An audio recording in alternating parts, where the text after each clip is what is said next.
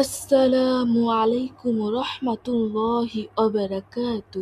সম্মানিত ভিউয়ার্স, আশা করি আল্লাহর অশেষ রহমতে আপনারা সবাই ভালো আছেন। মানুষের জীবনে সম্পর্কের ভেতরে সবচাইতে বড় পরীক্ষা আসে ভুল বোঝাবুঝি, রাগ, অভিমান দিয়ে। তখন প্রতিশোধ নয়, বরং ক্ষমা করার মাধ্যমেই আসতে পারে জীবনের রহমত এবং অর্জন করা যায় আল্লাহ তাআলার সন্তুষ্টি। ক্ষমা একটি মহৎ গুণ। ক্ষমা আল্লাহর কাছে অত্যন্ত প্রিয় একটি আমল। পবিত্র কুরআন এবং হাদিসে ক্ষমাশীল মানুষদের জন্য রয়েছে বিশেষ মর্যাদা এবং পুরস্কারের ঘোষণা। মানুষ সামাজিক জীব, একে অপরকে ছাড়া বেঁচে থাকা সম্ভব নয়। তাই সমাজে শান্তিপূর্ণভাবে বেঁচে থাকতে হলে দরকার সহনশীলতা, ছাড় দেয়া এবং ক্ষমার মানসিকতা। পবিত্র কুরআনে আল্লাহ তাআলা বলেন, আল্লাহ নিজে ক্ষমাশীল এবং তিনি ক্ষমাশীল মানুষদের ভালোবাসেন। এজন্যই একজন খাঁটি মুমিনের অন্যতম গুণ হচ্ছে ক্ষমা করে দেওয়া। আল্লাহ তাআলা হযরত মুহাম্মদ সাল্লাল্লাহু আলাইহি ওয়াসাল্লামকে নির্দেশ দিয়েছেন ক্ষমাশীলতা অবলম্বন করতে, অজ্ঞতা থেকে এড়িয়ে চলতে এবং মানুষদের ভালো উপদেশ দিতে। এতে বোঝা যায় ক্ষমা শুধুমাত্র মুমিনের গুণ নয়, এটি হচ্ছে মুমিনের চরিত্র।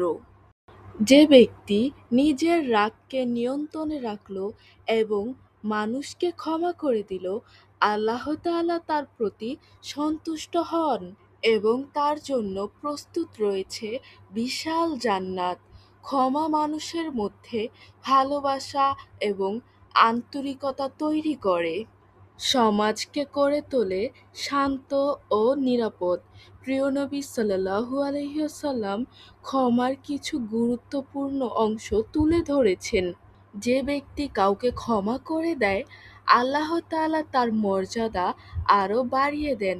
তার মানে ক্ষমা করা মানে নিজে ছোট হয়ে যাওয়া নয়, ক্ষমা করা মানে আল্লাহ তাআলার নৈকট্য অর্জন করা এবং নিজের সম্মান ও মর্যাদা বৃদ্ধি করা। সত্যিকার অর্থে নিজের উপর দিয়ে হয়ে যাওয়া জুলুম, অত্যাচার, ভুল, অন্যায়গুলো মাফ করে দেওয়া এতটা সহজ নয়। তবুও ইসলাম বারবার ক্ষমা শিক্ষা দেয়।